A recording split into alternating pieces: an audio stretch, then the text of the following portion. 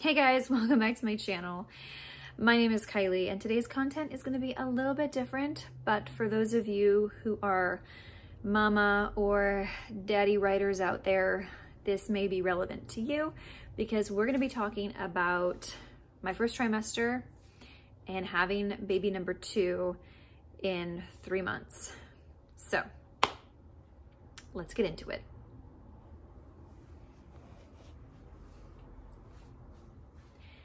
So hello, for those of you who do not know me, my name is Kylie. I'm an author, author-tuber, audiobook narrator of over 300 titles.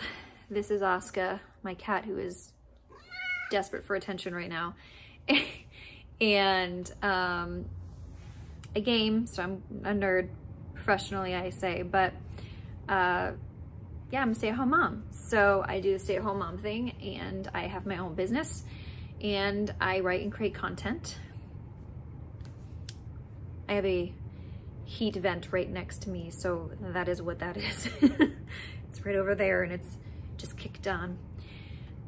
So yeah, being a creative as well as being a mom is probably one of the hardest things I have ever done in my life.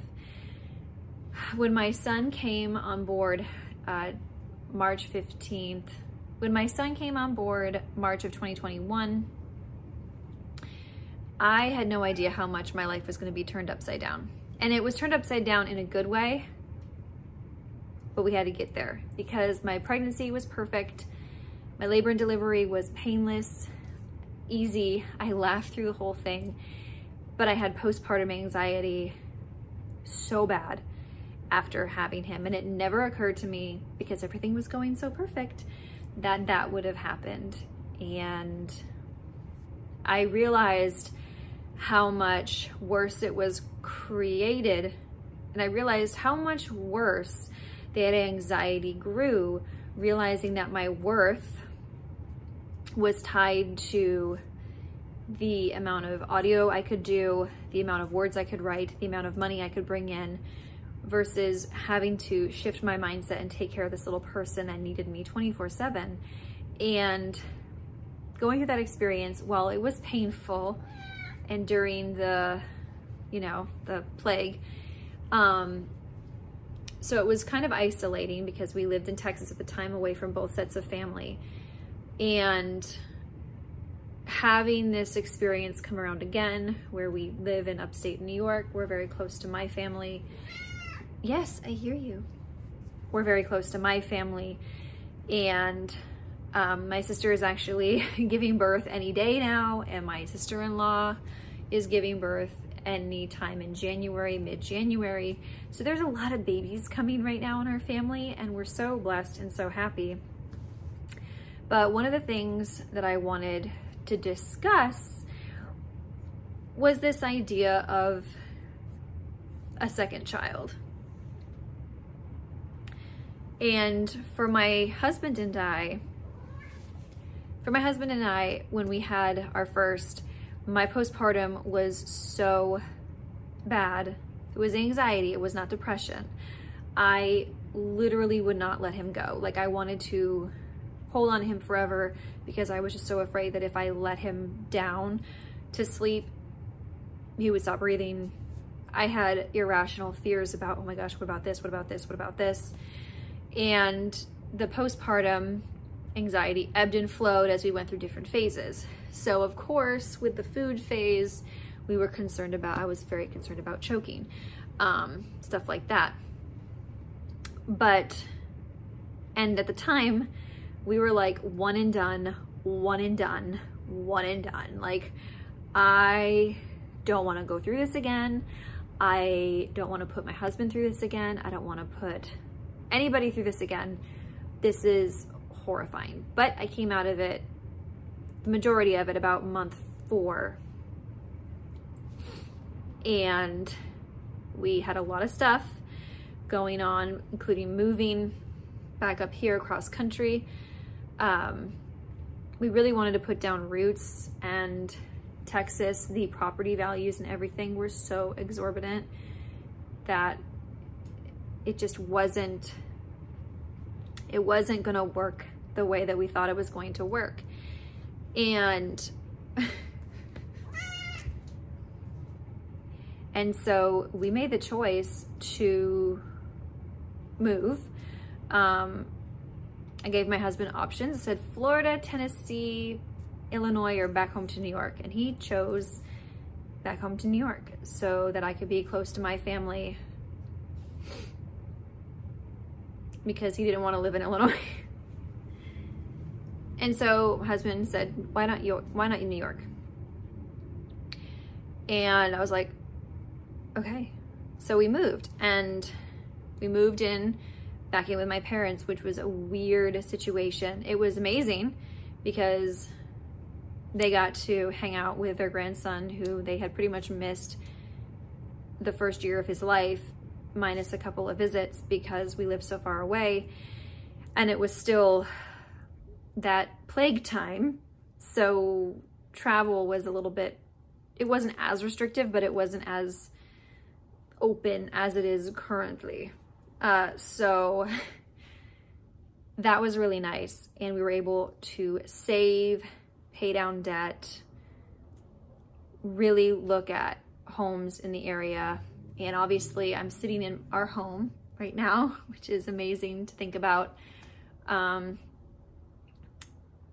of that to say, there is never a good time to choose when you're going to have children. I personally feel like our first child, our son, was we're not trying, we're not preventing. If it happens, it happens. And it just happened to happen during the plague.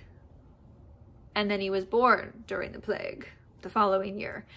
And that was kind of nice because you didn't have to give excuses if you didn't want to go anywhere. Nobody was going anywhere to see anybody. So the postpartum part was rough because you didn't have the support or the help that you could have had postpartum. And when we moved to New York, my son is coming up on 3 this March, and we were in a really good space. Husband had settled into his new job.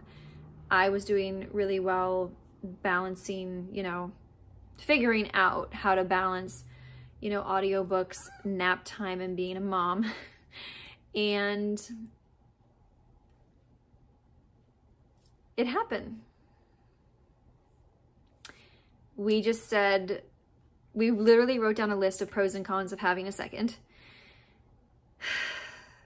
Both of us knowing that I think we kind of knew we wanted another. And the pros outweigh the cons. And like I said, we agreed there was no good time for having a baby. So we decided that, yeah, why not one more?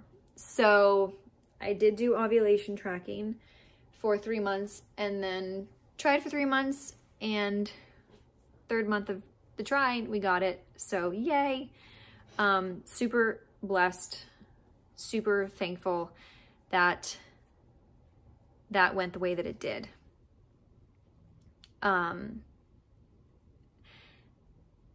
Super thankful that that went how it did.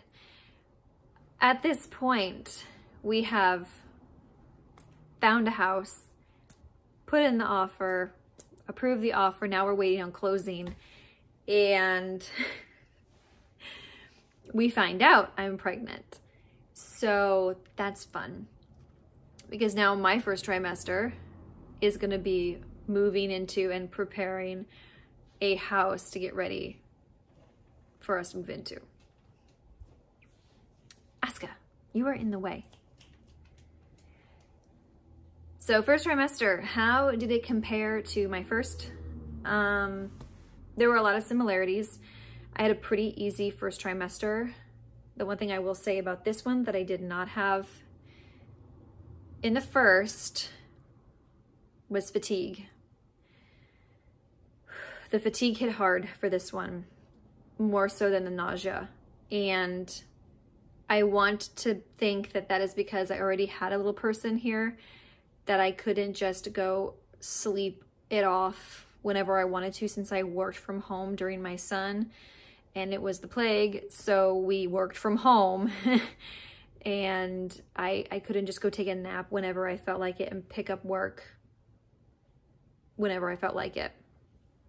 I am now tied to a toddler who wakes at a certain time, naps at a certain time, and goes to bed at a certain time, and has to do certain things in between those times, like eat, potty train, go to the bathroom, play, do some little educational stuff, go places. We have fun things that we do locally together. So it's like so my son was very set in his routine, and I wasn't about to, you know, screw that up for him, because I know how important routines are for kids. Plus we also had to get this house situated, so that kind of forced me out of bed. Another thing that was different, that was similar to my first, was the food aversions started very quickly. Same thing, could not eat red meat until, my gosh, I'm 26 weeks today, so I couldn't eat red meat or anything like that until like the end of the second trimester, which I'm coming up on. I'm coming up on the third trimester really quickly. I just started to be able to eat red meat and stuff like that again in the last couple of weeks. But the first trimester, again, I couldn't eat eggs. That sucked, because those were like my staples in the morning.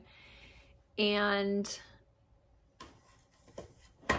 yeah, I didn't get sick. Like, I didn't throw up a lot. I only threw up once with this one. And with my son, I threw up like 4 times. But the difference is, while it's very similar, most women by most standards would say I had a pretty easy first trimester. The differences were very vast. So with my son, I could eat a handful of Cheez-Its and a little cup of coffee in the morning, and in a half an hour I could wake up and be like, I'm good, the nausea is abated for the day, it is staved off, we are going to be good, let's start our day. My daughter, having a girl, not so much. She had really no cravings for a while, which was very frustrating, because if you've ever had morning sickness, one of the easiest ways to sometimes placate your nausea is to eat your craving, or a little bit of your craving if it's something like not so healthy. My son, I had no problem with cravings. My son wanted chicken nuggets from McDonald's. He wanted a Marie Callender's pumpkin pie. He wanted Edward's fudge cake. He wanted all the bad salty things like chips, bad salty things. And I gained an extra 10 pounds at the end that I probably didn't need to gain, just because the first time around, my first trimester, I gained way more weight than I needed to, but I was like all about just not being sick so I can get work done. And for her, she had 0 cravings up until the second trimester. She would be like, okay, you can eat that. I guess that's okay. Oh, no, we definitely did not want that. No, please put that down. If you put that in your mouth, you'll regret it. So that was really hard, because I was like expecting I'm gonna get cravings and I'm gonna be able to take care of my nausea, and no, absolutely no. So that was fun. Another thing that was different between the two of them was I was definitely hyper aware that I was pregnant the first time. Like, I knew I was pregnant, because I could see on my app, I was like, okay, there's the day. About 5 days later, 5 or 6 days later, there was like a twinge in my left side that cramped for about 20 minutes to half an hour, and then it went away. It was like, is that gonna be a period? No, that's not gonna be a period. I know what that is. And yeah, it was the implantation. And then about, I think, a week and a half to 2 weeks later, I was definitely feeling all of this typical symptoms of pregnancy, like first trimester pregnancy, minus at this point, fatigue and nausea and the typical morning sickness, but like just the physical signs. And I was very crampy, but there was no period coming. So I was like, I'm pregnant. I took a test on July 19th. Sorry, I took a test July 16th. I took a test. It was positive. I knew it would be positive. And yeah, we were pregnant. We were pregnant with baby number 2.